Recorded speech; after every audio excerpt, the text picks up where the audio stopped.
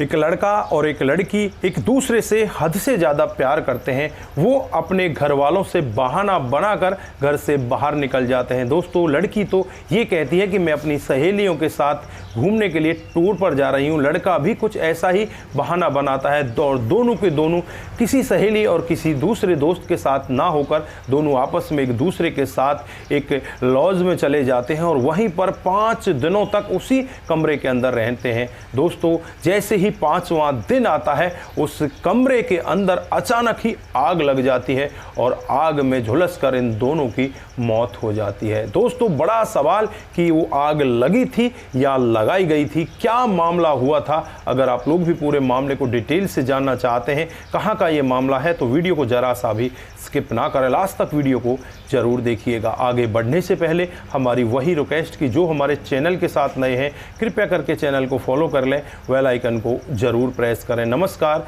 जय हिंद। आप देख रहे हैं APH न्यूज़ राहुल रावत के साथ। दोस्तों, आज की जो हकीकत की घटना आप लोगों को बताने जा रहा हूं, ये बेंगलुरु के योलागा जिले के अंदर न्यू टाउन इलाका आता है। 10 अक्टूबर का वाकया होता है जब एक लॉज के अंदर आग लग जाती है। वहां पर तुरंत ही जो उस लॉज का स्टाफ होता है वो फायर ब्रिगेड को फ़ोन करता है। फायर ब्रिगेड मौके पर पहुंचती है।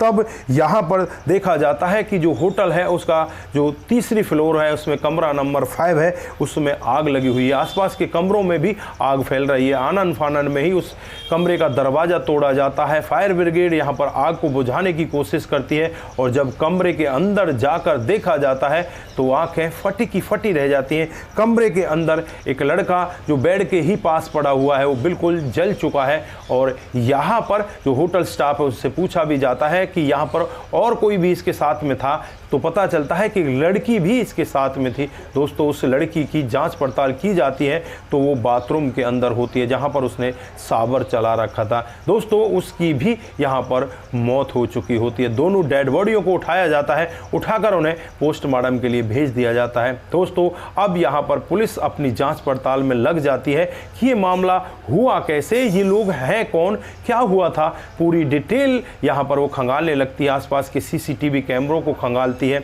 और कई गहनता से यहाँ पर जांच करने लगती है। जो होटल की मैनेजर होती हैं वो यहाँ पर कहती हैं कि थोड़ी देर पहले ही यहाँ पर उस लड़की का फ़ोन आया था। वो लड़की यही कह रही थी कि मेरे बॉयफ्रेंड ने कमरे के अंदर आग लगा दी, उसने पेट्रोल डाल दिया है और कमरे में अंदर आग बहुत बढ़ चुकी है, मुझे बचा लीजिए नहीं तो हम लोग मर जाएंगे। दोस्तों, यहाँ पर जो फायर ब्रिगेड की मैनेजर होती तुरंत ही अपने स्टाफ को लेकर वहाँ पर पहुँचती है, लेकिन आग बहुत ज़्यादा बढ़ जाती है, उन्हें अंदर घुसने वो आग नहीं देती। तो फायर ब्रिगेड को बुलाया जाता है और जब तक फायर ब्रिगेड आती है तब तक वो वहाँ पर काम तमाम हो चुका होता है। दोस्तों, अब यहाँ पर पुलिस के लिए बड़ा सवाल कि ये है कौन, तो यहाँ पर पता चलता है जो लड़की है उसका नाम कावेरी है, जो बागलकोट हुगड़ू इलाके की रहने वाली है। और यहाँ पर जब लड़के के बारे में पता किया जाता है तो पता चलता है लड़के का नाम रमेश है, जो गटक जिले के गाजिंद्रगढ़ इलाके का रहने वाला होता है।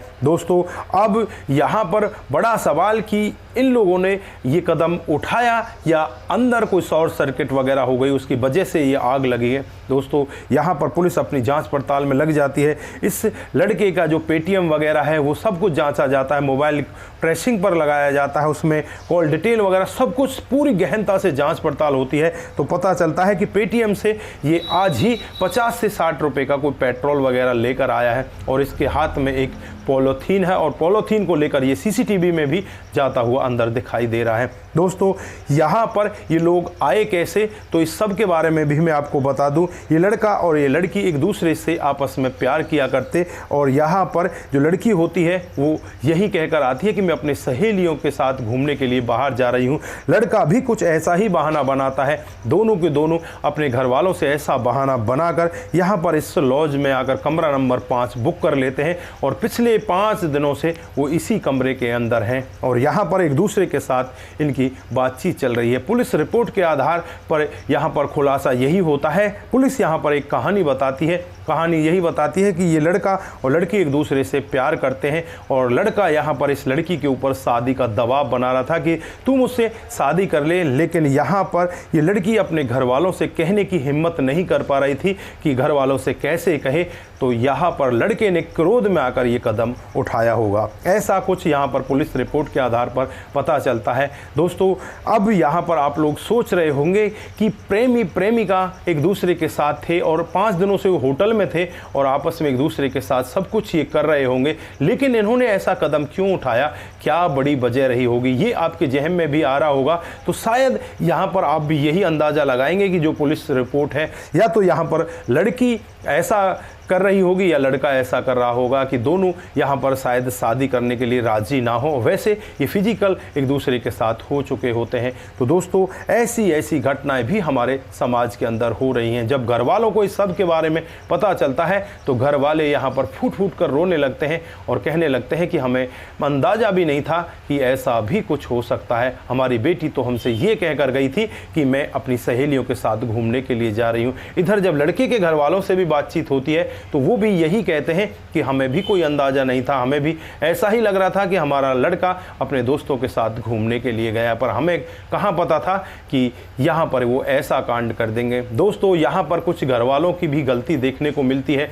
जैसे यहाँ पर ये घर वाले कह रहे हैं कि हमारी लड़की घूमने के लिए गई थी, तो घर वाले वीडियो कॉल भी कर सकते थे, बातचीत भी कर सकते थे कि बेटी तू है कहाँ, हमें फ़ोटोग्राफ्स भेज, हमें वीडियो दिखा, सारी चीज़ें यहाँ पर जानकारी जुटा सकते थे। लेकिन आजकल बच्चे भी इस तरह से आज़ाद हो चुके हैं, ना तो वो अपने मम्मी पापा की फ़िक्र करते और ना ही ज़्यादा मम्मी पापा भी अपने बच्चों की फ़िक्र करते कि बच्चे जवान हैं, अपने हिसाब से वो सब कुछ कर लेंगे। दोस्तों यहाँ पर आप लोग क्या कहना चाहते हैं कि माता पिता को भी अपने बच्चों के प्रति ध्यान रखने की ज़रूरत है और यहाँ पर बच्चों को भी अपने प्रति बहुत ज़्यादा ध्यान रखने की ज़रूरत है, क्योंकि यहाँ पर जो प्यार पहली बार दिखता है वो सदा मदा ऐसा प्यार नहीं होता। आपको पहली बार में तो ऐसा लग सकता है कि ये मुझसे ही प्यार करता है, मेरे बगैर ये रह ही नहीं पा रहा, लेकिन जब कोई बात ऐसी उलझ जाती है तो यहाँ पर ऐसे ऐसे कांड हो जाते हैं। तो दोस्तों आप लोग जो भी यहाँ पर कहना चाहते हैं एक बार कमेंट बॉक्स में ज़रूर कहिएगा।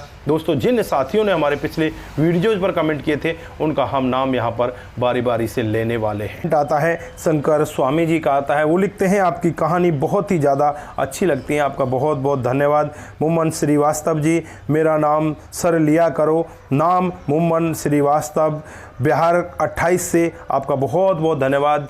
आपका नाम हम ज़रूर लेते हैं और आप ज़्यादातर हमारे वीडियोज़ पर कमेंट भी करते रहते हैं। दोस्तों उसके बाद जो कमेंट आता है वो आता है सुल्तान अहमद का, सलाम वालेकुम, हमारा भी नाम लेंगे, बिहार के रहने वाला चंदनवारा सुल्तान अहमद, आपका बहुत बहुत धन्यवाद। इसी तरह से आप लोग हमारे साथ बने रहें, इसी तरह कमेंट करें। मोनू जैन जी वेरी नाइस, आपका भी दिल की गहराई से बहुत बहुत धन्यवाद। तनु चौहान जी हमें लिखती हैं कि आपकी कहानी बहुत ही बेहतर होती है, आपका भी दिल की गहराई से बहुत बहुत धन्यवाद। दोस्तों कमल चौहान हमें कमेंट करते हैं कि आपकी कहानी सुनकर बहुत ही अच्छा लगता है, आप हर दिन ऐसी ही कहानी लाया करो, आपका बहुत बहुत धन्यवाद। रघु रावत जी हमें लिखते हैं कि आपकी कहानी बहुत ही सुंदर होती हैं, आपका भी दिल की गहराई से बहुत बहुत धन्यवाद। आप सभी लोग इसी तरह से हमारे साथ बने रहें, इसी तरह से आप लोग कमेंट करते रहें, आप सभी का दिल की गहराइयों से बहुत बहुत धन्यवाद। आप सदा सुखी रहें और अच्छे से अपने जीवन को व्यतीत करते रहें, सतर्क रहें, सावधान रहें। नमस्कार, जय हिंद, जय भारत।